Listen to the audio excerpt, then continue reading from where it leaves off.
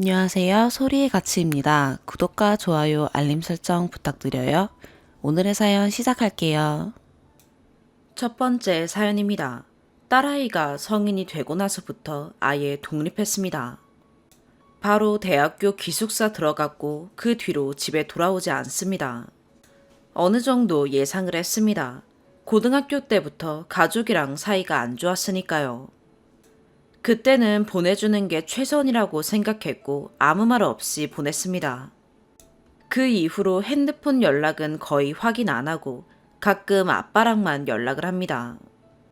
이제 와서 너무 늦은 감도 있는 것 같지만 아이와 어렸을 때처럼 관계를 회복하고 싶습니다. 저는 20대 초반에 첫째 아들을 낳았습니다. 남편은 저랑 나이 차이가 많이 나기 때문에 너무 힘들었어요. 대학도 중간에 휴학해야 했고 남편은 가부장적이어서 청소나 밥이 자기 원하는 대로 안 되어 있으면 소리 지르고 담배 피러 나가기 일쑤였습니다. 그때 전 심한 우울증이었고 첫째 아들을 어렸을 때부터 애아빠가 훈육이랍시고 손찌검해서 트라우마가 생겼습니다. 그러다가 둘째 딸아이가 생겼고 그때부터는 남편도 달라졌습니다. 아들은 그렇게 손찌검하고 위협하더니 딸아이한테는 세상 다정한 아빠로 변하더군요. 딸아이는 손찌검하지도 않고 첫째 때는 집안일이나 애한테도 관심 없던 사람이 딸아이 기저귀 갈아주는 거 보고 시겁했습니다. 그리고 한편으로는 첫째 아들이 너무 불쌍했습니다. 누구는 어렸을 때부터 손찌검 당하며 컸는데 딸은 어렸을 때부터 사랑만 받고 컸어요.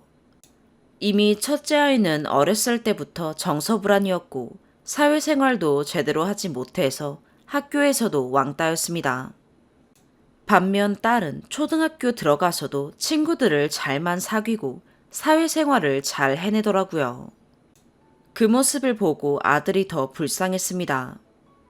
딸은 성격도 밝고 친근한 편이어서 항상 자기 앞길은 알아서 챙기길래 딸이 12살 때쯤부터는 굳이 챙겨주지 않았습니다. 챙겨주지 않아도 잘했으니까요. 아들은 중학생 때부터 정신병이 있었고 학교도 제대로 못 나갔습니다. 정신병원에 데려가고 싶어도 자기를 정신병자 취급하냐며 화를 내서 데려가지도 못했어요. 아들을 그렇게 만든 게 제 책임 같았고 전 아들이 회복할 수 있도록 그 아이에게 모든 걸 맞췄어요. 혼내지도 않았고 아들이 동생을 싫어해서 일부러 딸이랑은 말도 잘 안 했습니다. 안 그랬다간 정말 아들이 극단적인 선택을 해버릴까봐 겁이 났거든요. 남편이 딸은 좋아하니까 잘 챙겨주겠지라는 안일한 생각을 했습니다. 아들은 공부에 흥미가 있는 아이였어서 좋은 대학을 갔습니다. 그리고 성인이 되고 나서는 정신병원도 다니기 시작했어요. 전 정말 아들 하나 키우는 것도 벅찬 사람이었습니다. 한편 제가 아들만 신경 쓸 동안 딸은 엇나갔습니다. 점점 뚱뚱해지고 나태해지고 학교 공부는 아예 놨습니다. 성질이 날카로워져서 아예 저랑은 말도 섞으려고 하지 않았어요.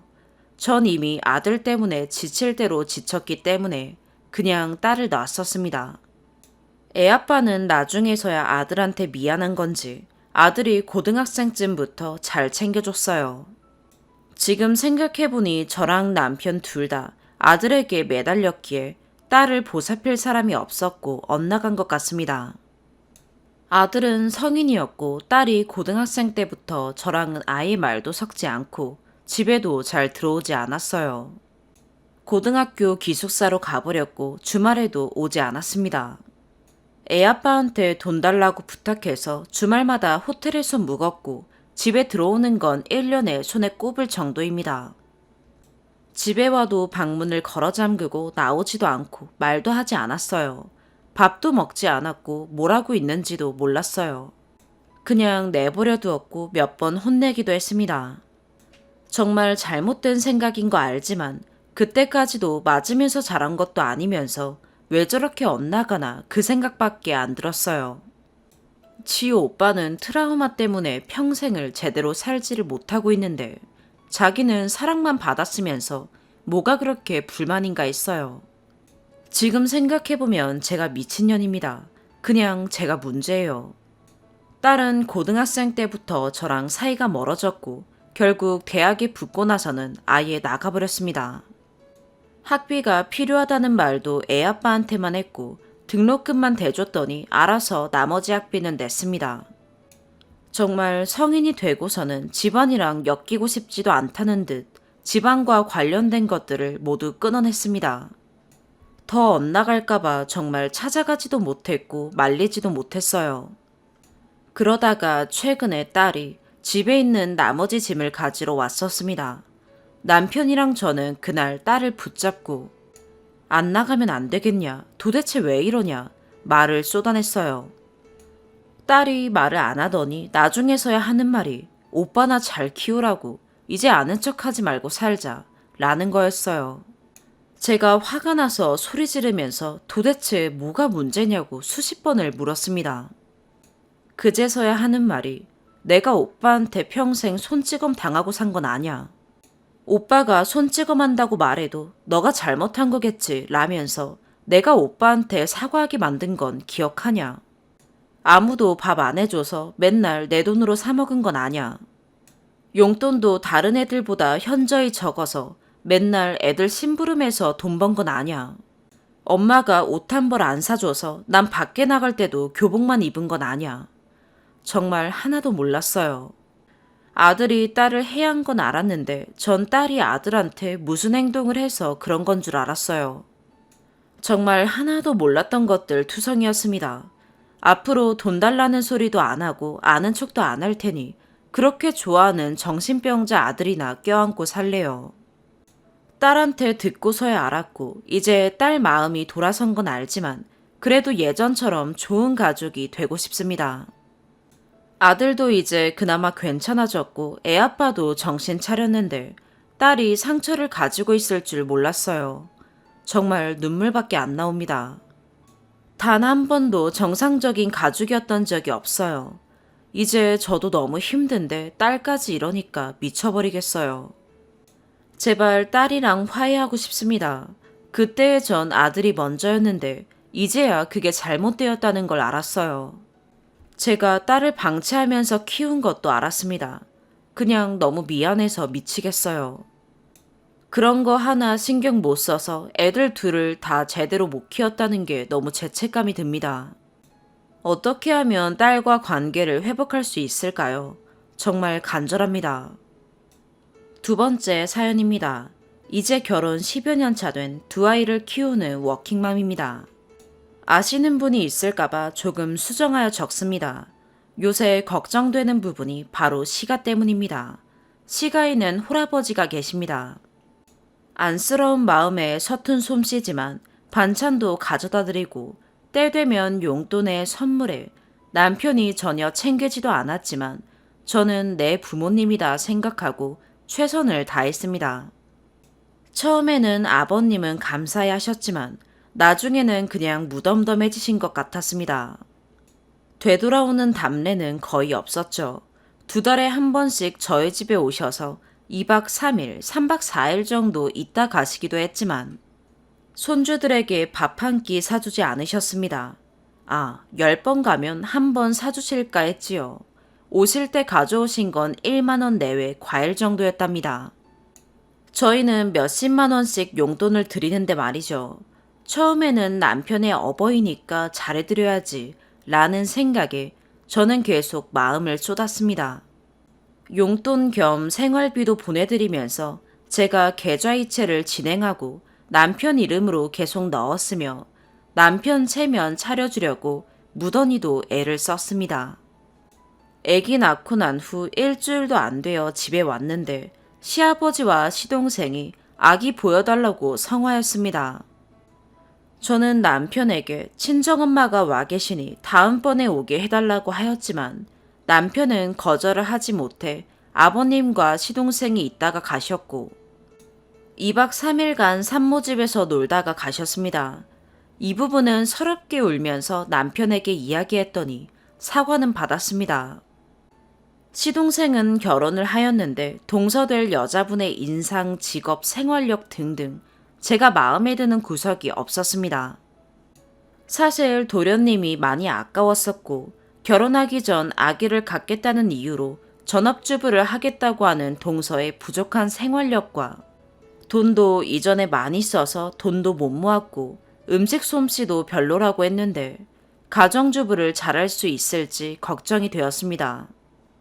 시동생의 능력으로는 사실 아기가 태어나 새 가족이 되면 많이 어려워질 것이기 때문에 미리 일을 하지 않고 결혼한다는 이유로 눌러앉으니 참 안타까웠습니다. 그래서 남편에게 이야기를 해보니 남편은 네가 뭘 걱정하냐고 잘 모르면서 그렇게 말하지 말라고 하면서 기분만 나빠했습니다. 제가 그랬죠. 내가 형수가 아니라 여동생이었다면 이 결혼 반대했을 거라고 충분히 생각해보라고 했을 거라고 말이죠. 물론 시동생에게 대놓고 반대하진 않고 남편에게 이야기만 했으나 남편은 기분만 나빠했어요. 사실 전 감이 좋습니다. 몇 번 이야기해보고 경험해보면 감이 생기는데 좋은지 아닌지에 대한 감이 굉장히 좋아서 저도 몇 번이나 놀라고는 했습니다. 이건 사담이고요. 아무튼 남편은 시가에 안 좋은 이야기를 할 때마다 제 입을 닫기 바빴습니다. 빽 하며 소리를 지르고 말 못하게 하고 아버님에 대해서 이런저런 얘기를 하며 나 힘들어 부담돼. 우리 집에 오래 계시면 부담된다는 뜻을 말하면 그저 제 입 닫기 바빴습니다. 중간 역할은 하나도 없이 남편은 그저 좋은 아들 흉내만 냈지요. 최근에 터진 것은 바로 예단이었습니다. 아버님께 전화가 왔지요. 예단을 저희에게도 보내셨다고 하시면서요. 남편에게 너 양복이나 하나 맞추라고 하시더라고요. 그래서 내 거는? 이라고 남편에게 말하니까 남편이 당황해 하면서 그러게 너 거 얘기 안 하셨네. 어떡하지? 이렇게 말을 얼버무리더군요. 내가 그렇게 많이 노력한 게 결국 난 남이었구나 싶어서 화가 폭발했습니다. 아버님은 어떻게 그러실 수 있냐? 나는 식구 아니냐? 내가 얼마나 시가에 잘하려고 했는데. 예단 주시면서 나는 안 챙길 수 있냐? 식으로 화내니 남편은 결국 본인도 폭발하고 제 입을 닫았죠. 이 일을 계기로 남편은 제가 시가에 무슨 얘기만 하면 예민해져서 뭐라고 합니다. 제가 그랬습니다. 이제 시가일 안 묻겠다고 그치만 지원도 없는 거라고 말했습니다. 아버님께 남편이 그 후에 말했다고 합니다. 며느리도 챙겨줘야 하는 거 아닌지. 하지만 아버님의 대답이 가관이지요. 그래, 며느리가 옷 한 벌 사달라고 하더냐. 이렇게요. 이 말이 뭘까요? 결국 며느리는 줄 생각이 없었다는 뜻과 전 옷 한 벌 탐하는 괘씸한 며느리가 되었다는 거지요. 정말 줄 생각이 있었다면 그럼 며느리도 옷 한 벌 해야지. 너도 입고 며느리도 사라고 그래라. 이러셔야 했던 거 아니었나요? 전 깨달았습니다. 그동안 나는 밑빠진 독에 물을 붓고 내가 자발적으로 계속 콩깍지를 쓰고 다시 쓰며 시가를 좋은 시가라고 철석같이 믿고 살았구나 하고 말이죠. 그 다음부터는 이제 아무것도 안 하려고 합니다. 이번에 시가에 갔어요. 추석이라고 전 몇 가지 해서 갔습니다. 추석에 가는 거 거리두기로 인해 미리 갔습니다. 아버님이 2번이나 그러시더군요. 너희 집에서 추석 맞이해도 되냐고 말이죠. 전 아무 말도 안 했습니다. 남편은 돌아가는 길에 넌지시 말하더군요. 이번 주에 토요일에 우리 집에 동생네 오면 어떻겠냐고요. 제가 그랬습니다. 오기만 해봐라. 나는 그 자리에 없을 거다. 손님 대접 잘해라. 우리 집이 왜 큰 집이어야 하냐. 내가 받은 게 뭐가 있다고? 그랬더니 또 시끄럽다고 조용히 하라고 합니다. 그래서 서로 냉전 상태로 집에 갔습니다. 전 이제 아무것도 안 하고 싶습니다. 이런 그지 같은 집구석, 해주는 건 당연하게 여기고 며느리 대우도 안 하면서 받으려만 하는 집구석, 이젠 싫습니다. 싫은 사람이라면 끊어버리면 그만인데 남편의 가족이니 너무 화딱지나고 싫고 밉습니다. 대우도 없는데 왜 전 도리만 해야 하나요? 세상엔 당연한 것은 없잖아요. 감사히 할 줄 모르고 답례도 할 줄 모르고 받기만 하는 집구석. 제가 잘해줄 필요가 있는 건가요? 저는 너무 화가 납니다. 이 문제로 남편과 계속 싸우는 것도 화가 나요. 어떻게 해야 할까요? 아는 언니에게 물어보면 네가 열쇠를 가지고 있는 거니 네 하고 싶은 대로 해라 라고 합니다. 하지만 남편은 제가 그렇게 해버리니 계속 냉전으로 하려고 하고 당연한 것을 회수해버리니 아뜨거 하나 봅니다. 세 번째 사연입니다. 가스라이팅 당하며 지냈던 지나간 연애 얘기를 해보려 합니다. 저의 경우는 전 연애에서 당한 가스라이팅을 통해서 제 자신이 너무 한창고 한심하고 나는 왜 살지? 라는 생각이 들어 극단적인 생각을 했을 정도로 가스라이팅을 심하게 당했습니다. 연애 전부터 전 남친이 거의 3개월 넘게 구애를 했습니다. 저는 사귈 마음이 없다를 계속 어필했고 그냥 만나서 밥 먹고 같이 놀러 다니지만 사귀고 싶진 않다라고 했습니다. 그대로 관계가 좀 오래 유지되면서 그냥 사귀는 사이라고 하자 하면서 연애한 케이스입니다. 원래 3개월을 그만큼 따라다니면서 저에게 연애한 이후에는 보상 심리가 분명히 존재할 것이라는 걸 염두에 두고 있었고 사귀게 된 이후로 제가 어느 정도는 양보하고 배려해줘야 한다는 생각으로 참으면서 연애를 했습니다. 그게 빨리 끊어내지 못한 평생의 후회로 남을 줄은 몰랐네요. 일단 저는 늘 상황에 따라서 생각이 바뀔 수 있다는 전제로 살아왔던 사람입니다. 그런데 전 남친은 그런 저를 보고 늘 앞뒤가 다른 사람, 말을 바꾸는 사람이라고 칭하며 본인의 생각을 강요했습니다. 제가 예상하지 못한 상황이 발생해도 무조건 제 잘못이라고 말했습니다. 연애 초에 남자 관계를 오픈하고 오해가 없게 하고 싶어서 아는 오빠가 있고 친오빠처럼 지내고 있으며 한 일주일에 한 번쯤 연락하는 사이다 라고 알려줬는데 그 오빠가 웬일로 4일 정도 만에 답장이 왔습니다. 제 폰에 온 카톡을 봤나 봅니다. 갑자기 연인이 예전에 한 말이 지금 현재에 와서는 거짓말이 되면 어떻게 할 거냐 라고 물어보기에 솔직한 감정을 이야기하고 해결할 것 같다 라고 말하자 일주일에 한 번 연락하는 사이라고 해놓고 4일 만에 연락을 한 사이니 너는 나에게 거짓말을 한 것이다. 너는 우리 사이의 신뢰를 깨트린 존재다 라고 말했습니다. 오히려 일주일에 한 번 연락을 주고받는 걸 약속한 사람들이 더 이상한 관계 아닌가요? 그런데도 전 남친은 그걸로 트집을 잡아서 늘 저에게 너와 나 사이의 신뢰를 깨트린 첫 번째는 원인이 너다. 우리 사이에 문제가 생기면 그건 네 탓이다. 라는 걸 강조했습니다. 이때까지만 해도 제 멘탈은 괜찮았기에 제가 그냥 유하게 넘어가야 하는 부분이라고 생각하고 질투가 심한 스타일이구나 싶어서 사과하고 넘어갔습니다. 그런 몇 차례의 당황스러운 상황이 반복되었고 그 와중에 제가 대학교 편입을 다른 지역으로 가게 됐는데 우연찮게 간 곳이 전 남친의 고향이었습니다. 저는 자취를 시작했고 전 남친은 본가로 들어갔습니다. 이 상황에 남자친구도 없으면 허하겠다라는 마음으로 지냈습니다. 어느 순간부터 계속 제 집에 왔고 나중엔 저랑 상의를 해서 같이 산 게 아니라 그냥 짐 싸들고 들어왔습니다. 차후에 제가 다시 집으로 보내면서 나는 처음부터 너한테 같이 살자고 한 적 없었고 같이 살 생각도 없었다 라고 말하자 네가 외롭다고 해서 내가 짐 싸들고 집에서 나온 거였는데 이제 와서 내가 멋대로 한 거라고? 라는 식으로 말했습니다. 근데 정말 저는 같이 살 생각이 전혀 없었거든요. 어쨌든 그러다 보니 집에 가면 걔가 늘 있었습니다. 저는 그게 너무 불편했고 집안일도 제대로 하지 않고 월세도 한 푼 보태지 않으며 오랜 기간을 붙어 사는 모습.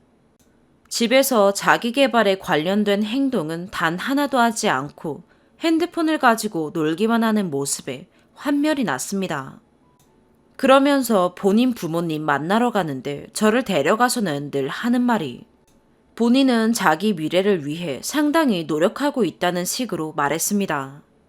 제 기분엔 그냥 그거였어요. 집에 있으면서 아무것도 안 하는 걸 부모님한테 들키기 싫어서 도피하기 위해서 제 집에 왔다는 생각이요. 언제 다시 돌려보내지? 라는 생각으로 하루하루를 살았습니다. 심지어 그러면서 친구들이 지 없는 시간에 놀러 오는 것조차 화내면서 같이 사는 사람한테 배려가 없다고 화를 냈습니다. 집주인은 저인데 말이죠. 그렇게 붙어 있는 시간이 길다 보니 일어나는 많은 상황들과 제 개인적인 상황 등등으로 저는 공황장애와 우울증으로 치료받으며 힘겨운 시간을 보내고 있었던 상태였습니다. 학교에서 저에게 피해를 준 동기가 있었고 말할 곳이 없던 저는 남자친구에게 하소연을 했습니다.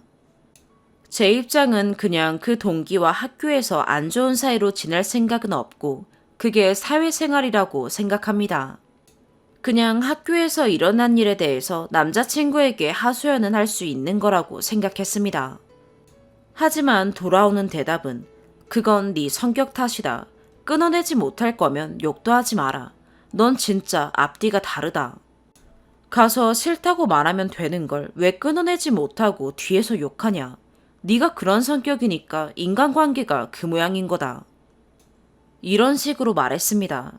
그래서 저는 너한테 그러면 다시는 친구들 관련된 이야기를 안 하겠다 라고 이야기를 했습니다. 이때 제 스스로가 너무 힘들다 보니 저 사람을 끊어내야 한다는 걸 인지하면서도 그럴 힘을 못 내던 상황이었습니다. 구애하던 중 연애 초반에는 하루가 멀다 하고 데리러 오고 친구랑 노는 와중에도 주변에서 기다리다가 저를 집에 데려다주고 집에 갈 정도로 늘 데려다주며 본인은 전 연애 때도 단 하루도 여자친구를 집에 데려다주지 않은 적이 없다를 어필했었습니다. 그럼에도 어느 순간부터 저를 데리러 오지 않는 상황이 더 많았습니다. 서운하다고 하니 돌아오는 대답은 내가 얼마나 피곤한데 왜 내가 데리러 가는 게 당연한 게 되는 거야?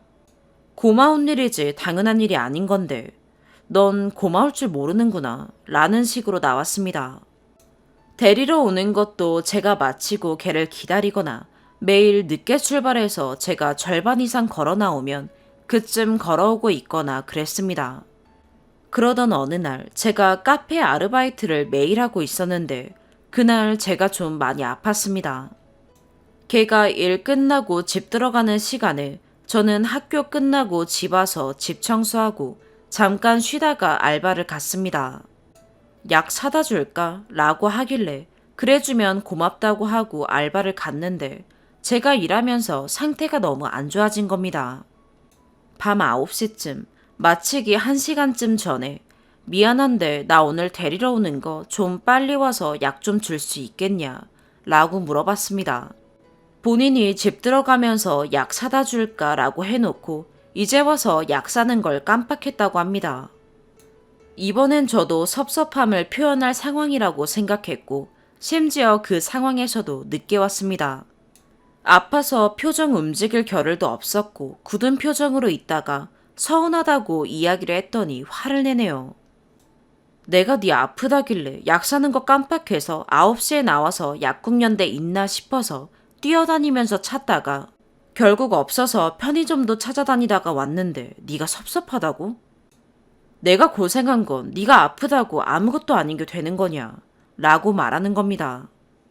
그래서 제가 같이 걸어가다가 나 아픈데 라고 말하자마자 잡고 있던 손 거세게 뿌리치면서 빡쳐서 혼자 걸어가네요. 몸이 아파서 힘이 없어서 뿌리치는 힘에 바닥으로 넘어졌지만 안 일으켜주고 그냥 갔습니다. 그럼에도 제가 사과했습니다. 그때 저는 아무런 불화도 일어나지 않았으면 좋겠고 싸운다, 화가 난다 라는 감정을 느끼는 게 너무 고통스러웠기에 그냥 사과했고 그렇게 넘겼습니다. 나중 되어서 한 말은 네가 화나게 해서 이런 일이 일어난 거다 라고 이야기했습니다. 또 어느 날은 둘 다 아는 지인이랑 어디 갈 곳이 생겨서 나가는 길에 제가 길고양이들 습식 파우치 주려고 플라스틱에 비닐을 깔고 있었습니다. 그랬더니 뚜껑에 주면 되지 왜 거기다 주냐 해서 난 여기다가 주려고 했는데 라고 말하고 나갈 때 그걸 들고 나가고 있었습니다. 근데 갑자기 저한테 왜 물은 안 들고 가냐고 합니다. 저는 물을 줄 생각이 없었기 때문에 난 물 줄 생각이 없는데 라고 하자 네가 나한테 물 준다고 해놓고 왜 그렇게 말하냐 라고 합니다. 전 진짜 모든 걸 다 걸고 말을 한 적이 없습니다. 그래서 나 진짜 말한 적이 없다고 하니까 우울증약 먹어서 기억력 떨어진 건 알겠는데 너 이거 심각하다고. 기억을 왜 이렇게 못해? 이것도 병원 가봐야 하는 거 아니야? 내가 네가 하지도 않은 말을 했다고 한다는 거야? 나 진짜 화나려고 한다. 이렇게 말하는 겁니다. 밑에 아는 지인이 기다리고 있고 해서 그냥 알겠다. 내가 말을 해놓고 기억을 못했나 보네. 하고 넘어갔던 적이 있습니다. 어찌저찌 해서 이야기를 해서 걔를 걔네 집으로 다시 보냈습니다. 웃긴 게 엄마 아빠한테는 맨날 저를 데리러 온다고 말하는 걸 봤고 걔네 부모님은 진짜 괜찮은 분이셔서 아버지가 늘 데리러 오고 데리러 가고를 해야 한다고 매번 강조하셨습니다. 그래서인지 지집 가니까 저희 집에 눌러붙어 있을 때보다 훨씬 더 자주 데려다 주고 갔습니다. 그때 제가 대학교에서 친구들을 사귀었고 친구들과 드라이브를 갈 계획을 잡은 전날이었습니다. 드라이브만 하고 올 계획이라서 간식을 사서 가자고 이야기가 나왔습니다. 코로나 시기여서 최대한 차 밖을 나서지 말자는 계획이었습니다. 저는 빵 담당이어서 걔가 집에 데려다 주는 길에 제가 잠시 빵집에 같이 들려야 한다고 말했습니다. 저는 집에서 핸드드립을 내려 마시는데 갑자기 핸드드립을 내려서 가져가라고 하는 겁니다. 친구들이 좋아할 거라며 그렇게 말했지만 같이 가는 친구들 중에 확실한 건 커피 좋아하는 사람이 저뿐이었습니다. 그래서 그냥 싫어. 집에 들고 갈 통도 없고 라고 하니 가는 길에 다이소에 들러 통을 사서 가져가면 되겠네 라고 하는 겁니다. 그래서 빵 살 돈밖에 없어 라고 했는데 그때부터 억지를 부리며 사가라고 하네요. 그래서 제가 귀찮아 라고 말했더니 나중에 언성이 높아지고 싸우고 나서 하는 말은 그중에 저를 엄청 신경 써주는 친구가 있었는데 그 친구가 그렇게 신경 써주는데도 너는 그 친구를 위해 커피 한 잔도 내려주지 않을 만큼 그걸 귀찮다고 말할 만큼 친구에게 노력하지 않는 존재로 보여서 너한테 크게 실망했다. 이런 생각을 가진 너랑 못 사귀겠다. 그만하자. 라고 하는 겁니다. 근데 그때쯤에 저는 아무리 생각해도 이 연애는 잘못된 거다 라는 생각이 들었고 주변에서 챙겨주는 친구들 덕분에 정서적 안정이 조금씩 생기던 중이어서 그래 헤어지자 너네 집 가라 라고 했습니다. 그러자 갑자기 제가 키우고 있는 고양이들을 들먹이며 그러면 고양이들은 다 본인이 데려가겠다고 억지를 부리는 겁니다. 애초에 잠시 그 친구가 키웠던 건 맞지만 제가 자취 후에 데려갈 테니 그때까지만 맡아달라고 해서 키우게 된 애기 한 마리. 한 마리는 첫째의 분리불안으로 데려왔지만 그에 상응하는 값을 저는 다른 쪽으로 제공했습니다. 그때 느낌은 얘랑은 만난 상태에서 헤어지자고 하면 안 되겠다. 나는 내 자식인 고양이들을 지켜야 한다. 그래서 그날 헤어지지 않고 집에 보냈습니다. 그 이후 여차저차하면서 카톡으로 이별 통보하고 헤어졌습니다. 헤어지고도 혹시 찾아올까봐 무서워하기도 했을 정도로 걱정이 많았지만 천만다행히도 그러지 않았습니다. 헤어지자마자 제가 친구한테 전화해서 한 말이 나 우리 땡땡이랑 땡땡이 지켰어 였습니다. 헤어지고 후 폭풍, 보고 싶음, 그리움 절대 없었습니다. 진짜 헤어진 이후에 홀가분한 마음과 자유로움 그리고 내 정신을 피폐하게 했던 존재가 사라진 이후 우울증이 치료되면서 몇 년 동안 느끼지 못한 살고 싶다 라는 마음에 정말 노력하고 살았고 지금은 공황장애도 우울증도 많이 호전되어 행복한 삶을 살고 있습니다. 가스라이팅은 정말 우습게 봐서는 안 되는 거라고 생각합니다. 아직도 그 당시에 그냥 이 상황을 회피하고 싶다라는 마음과 그래, 내가 이상한 사람인가 보다 라고 생각했던 그때가 이해가 안 될 정도로 저 스스로에 대한 믿음이 다 사라진 상태가 얼마나 위험한지를 깨달았습니다. 저 같은 경우는 이랬지만 사실 여기에 다 담지 못하는 상황들도 엄청 많았습니다. 가스라이팅은 어느 상황이라도 발생할 수 있고 스스로 그걸 잘못된 것이라고 생각하고 나 스스로에게 확신을 가져야 합니다. 그렇지 않으면 정말 저처럼 안 좋은 상황까지 생각하는 사람도 있을 것 같습니다. 다들 혹시나 주변에서 이런 식으로 말하는 사람이 있으면 최대한 멀리 도망치시길 바랍니다. 네 번째 사연입니다. 먼저 주제에 맞지 않는 글이라 죄송합니다. 하지만 상황이 너무 억울하고 힘들어서 최대한 많은 분들께 알리고 싶어 부득이하게 글을 작성하게 되었습니다. 꼭 한 번씩 읽어봐 주시기 바랍니다. 저는 20대 중반 대학생입니다. 2주 전 멀쩡히 살고 있는 자취방으로 협조문 한 장이 날아왔습니다. 9월 10일에 당장 방을 빼라고요. 지금 살고 있는 집을 불법 점유하고 있는 것이니 이번 주 안에 집에서 나가지 않으면 명도 소송을 걸겠다는 내용이었습니다. 놀란 마음에 집주인에게 연락을 해보았으나 고작 통지서 한 장에 벌벌 떨지 말라는 답변만 돌아올 뿐이었습니다. 너무 놀라 변호사들에게 문의를 해보니 애초에 제가 했던 계약 자체가 성립할 수 없는 계약이라 불법 점유 중인 것이 맞다고 하더라고요. 이 건물은 신탁회사 소유의 건물이었습니다. 원칙상 신탁회사의 동의 없이 임대차 계약을 진행해서는 안 되는 것인데 공인중개사와 집주인이 그 사실을 속이고 임대차 계약을 진행한 것입니다. 저는 전문가라는 공인중개사의 말만 믿고 속아서 계약을 하게 된 것입니다. 그러니 결국 제 계약서는 아무런 효력이 없는 그냥 종이 쪼가리가 되어버린 것이죠. 전입신고를 하고 확정일자를 받으면 세입자로서의 권리를 행사할 수 있다고 그렇게 알고 있었습니다. 하지만 그것은 계약이 온전했을 때의 말이고 계약할 때부터 속은 사람들은 전혀 그 권리를 행사할 수 없다고 합니다. 동사무소에서 멀쩡하게 전입신고를 하고 확정일자까지 받았지만 이제 와서 아무런 소용이 없다는 말만 돌아오니 정말 참담하고 어찌할 바를 모르겠습니다. 정말 막막했습니다. 우선 수익권자인 은행에서 보낸 협조문은 당장 며칠 뒤에 방을 빼라고 하고 집주인과 공인중개사는 모든 책임을 회피하고 자신들의 잘못은 전혀 없다고 주장했습니다. 저는 수천만 원의 보증금을 돌려받지도 못한 채 그대로 내쫓기게 되었습니다. 아직 학생인 저와 동생이 아르바이트를 하고 용돈을 모아 겨우 마련한 돈에 부모님의 돈을 보태 정말 힘들게 마련한 보증금이었습니다. 그걸 다 잃었다는 생각에 앞길이 너무 막막했습니다. 사건이 일어난 첫날엔 너무 살기 싫어져서 술만 마시고 겨우 잠들었습니다. 밥은 넘어가지 않고 술을 마시지 않으면 잠에 들지 못해서 빈속에 술만 마시고 겨우 눈을 붙이며 며칠을 보냈습니다. 그러던 중 어느 날 밤에 바깥에서 들리는 요란스러운 소리에 나가봤더니 집주인이 있었습니다.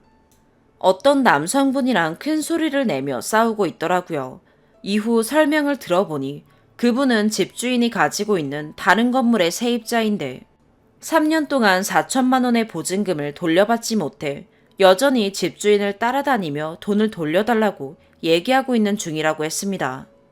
어떤 달은 30만 원, 어떤 달은 10만 원, 그러다가 최근에는 5만 원씩 돈을 갚았다고 했습니다. 그 말을 들으니 너무 착잡했습니다. 저는 그것에 2배가 넘는 돈을 받아야 하는 상황인데 3년에 걸쳐 달에 몇만 원씩 겨우 3천만 원을 돌려받았다는 사실에 좌절했습니다. 그 소란에 밖으로 나온 다른 세입자들과 그제야 만나 이야기를 나눴습니다. 얘기를 해보니 상황이 더 좋지 않더라고요. 이 건물에 총 27세대가 살고 있는데 경매에 넘어간 집을 빼고 신탁 사기를 당한 사람들만 모아도 피해 금액이 20억이 넘었습니다. 게다가 경매에 넘어간 집들은 그나마 계약이 멀쩡해서 우선순위가 몇 번이든 조금이나마 지분을 받을 권한이 있는데 저희는 계약 자체에 문제가 있어서 정말 이 집에 대해 아무런 권리도 주장할 수 없는 상황이었습니다. 세입자 대부분이 20대, 30대의 학생이나 사회 초년생들이었습니다. 이제 막 결혼을 앞둔 예비 신혼부부도 있었습니다. 대부분 고향이 지방이라 그 보증금을 돌려받지 못하면 정말 말 그대로 길바닥에서 출근하고 학교에 다녀야 하는 게 현실이었습니다. 한 시간에 수십만 원의 비용을 내며 변호사들을 찾아다니고 상담했지만 상황은 암담했습니다. 고소를 해서 이긴다고 해도 집주인이 돈을 빼돌리고 없다고 하면 받을 방법이 없다네요. 공인중개사 상대로 손해배상을 청구해도 지금까지 사례들을 보면 공인중개사들은 쉽게 책임을 피할 수 있다고 합니다. 최대한 많이 배상받아봐야 피해 금액의 50%, 그마저도 소송을 진행해서 판결을 받아야 가능하고 그 돈조차 다른 피해자들과 1억이라는 금액 한도 내에서 나눠 가져야 하는 말도 안 되는 상황입니다. 하지만 방법이 없었기에 저희는 할 수 있는 최선을 다해 상황을 모면해보려 애쓰고 있습니다. 집주인은 저희와 같은 피해자들이 찾아오는 것을 피하느라 본인이 살고 있는 집의 인터폰도 떼어버리곤 저녁 9시만 되면 잠을 잔다고 합니다. 저희는 잠 한숨 자지 못한 지 벌써 2주가 되었습니다. 만나서 이야기를 나누어 봐도 말이 통하지 않습니다. 돈 받고 싶으면 가만히 있으라는 등 적반하장으로만 나옵니다. 집주인은 지금도 한남동에 건물을 올리니 많이 자신의 사업을 확장시키고 있다고 합니다. 건물을 담보로 대출을 받고 수십억의 보증금과 다달이 월세와 관리비를 받아 어디에 쓴 걸까요? 당장 저희가 지내고 있는 건물은 전기세 100만 원을 체납해서 공영전기가 끊길 거라는 고지서가 날아온 상태입니다. 집주인 부부는 자식벌 되는 사람들의 피 같은 돈으로 자신들의 부를 축적하고 자기 자식들을 잘 키우고 있습니다. 제 자식들 좋은 옷 입고 좋은 거 먹어가며 발 뻗고 잘 때 남의 집 새끼들은 밥 한 끼 못 먹고 잠 한숨 못 자고 매일매일 어쩔 수 없이 산다는 걸 아마 평생 모르겠죠. 가진 거 없지만 저도 다른 세입자들도 각자의 부모님들에겐 누구보다 소중한 자식들입니다. 사건이 터지고 한달음에 서울로 달려오신 어머니들도 계시고요. 멀리 떨어져 있는 자식 걱정에 잠 한숨 못 주무시고 계신다는 걸 알아서 부모님과 통화할 때마다 애써 괜찮은 척 하는 것도 너무 힘드네요. 밥 먹었다, 나는 괜찮다 라는 말로 멀리 떨어져 있는 서로를 달래면서 그렇게 하루하루 버티고 있습니다. 사실은 하나도 괜찮지 않습니다. 부모님도 마찬가지겠죠. 너무 힘들고 지치고 겁나고 두렵습니다. 그래도 부모님께 걱정 끼치고 싶지 않아 괜찮은 척 하면서 지낼 뿐입니다. 언제 내쫓길지 모른다는 불안감에 매일매일을 떨고 있습니다. 바깥에서 기척만 들려도 심장이 내려앉습니다. 무섭고 불안해서 잠을 잘 수가 없습니다. 당장이라도 누가 쳐들어와 저희를 쫓아낼 것만 같습니다. 갈 곳도 없고 받아야 할 돈은 받지도 못하고 누군가 쳐들어와 짐을 빼고 쫓아내고 불법 행위를 하고 있다며 법으로 압박하고 저희는 어떻게 해야 할까요? 모두가 당당하고 떳떳하다고 합니다. 모든 잘못은 저희가 했다고 합니다. 그 책임은 저희의 몫이라고 합니다. 다들 아무렇지 않게 살아가고 법대로 하라고 하는데 저희는 기댈 수 있는 법조차도 없습니다. 명백하게 잘못된 계약을 진행한 집주인과 공인중개사도 해서는 안 될 임대차를 진행했다는 사실을 알고 있으면서도 묵인하고 자신들의 이익을 취하다가 문제가 생기니 세입자에게 책임을 돌리고 내쫓으려는 은행도 전부 단당한 태도입니다. 정말 이 사건의 책임은 오로지 저희에게 있는 걸까요? 열심히 떳떳하게 번 돈으로 정당한 대가를 지불했음에도 한순간에 남의 건물을 불법으로 점유하고 있는 사람이 되었습니다. 명백한 가해자와 피해자가 존재하고 뚜렷한 피해 금액이 있음에도 방법이 없습니다. 누구도 책임지지 않고 가진 것 없는 저희를 압박하기만 할 뿐입니다. 갈수록 벼랑 끝으로 내몰리는 기분입니다. 살아있는 게 정말 힘듭니다. 이 건물의 우선 수익권자인 은행에서 저희에게 명도 소송을 거는 데까지 시간이 있어 그나마 한 달은 이 집에서 버티고 지낼 수 있습니다. 하지만 당장 다음 달에 대부업체에서 쳐들어올지도 모르고 명도 소송에 걸려 수백만 원의 비용을 부담해야 할지도 모릅니다. 그럴 확률이 높고요. 그나마 저희가 할 수 있는 일은 이 사건을 세상에 더 알려보는 것입니다. 어떻게든 살아날 구멍이라도 찾아보려고요. 조금이라도 이 집에서 버틸 수 있는 힘을 얻어보려고요. 물론 그 역시 마음처럼 되지는 않습니다. 원래 사기는 당한 사람이 바보가 되는 세상이더라고요. 멍청하게 믿었던 것이 잘못이겠지요. 하지만 그 대가가 너무 큰 거 아닐까요? 최근 들어 더 많은 신탁 부동산 사기가 발생한다고 합니다. 지금의 20, 30대가 오직 자신의 힘으로 서울에서 집을 구하는 건 사실상 불가능에 가깝습니다. 그러니 저는 앞으로도 계속 전세 월세 집을 구하며 살아야겠죠. 하지만 매번 이런 위험 속에서 도대체 어떻게 또 집을 알아보고 계약서에 도장을 찍을 수가 있을까요? 계약은 허술하고 피해를 구제받을 방법은 없고 책임을 져야 할 공인중개사와 집주인은 법망을 너무도 쉽게 빠져나갑니다. 이런 사기는 계속해서 일어나고 피해자는 끊임없이 생기는데 개선되는 것이 없습니다. 정말 누군가 목숨을 끊어 이런 문제가 바뀐다면 목숨이라도 끊고 싶은 심정입니다.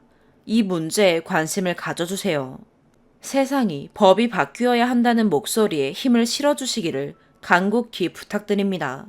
긴 글 읽어주셔서 진심으로 감사드립니다. 오늘의 사연 여기까지입니다. 구독과 좋아요, 알림 설정 부탁드려요. 시청해주셔서 감사합니다.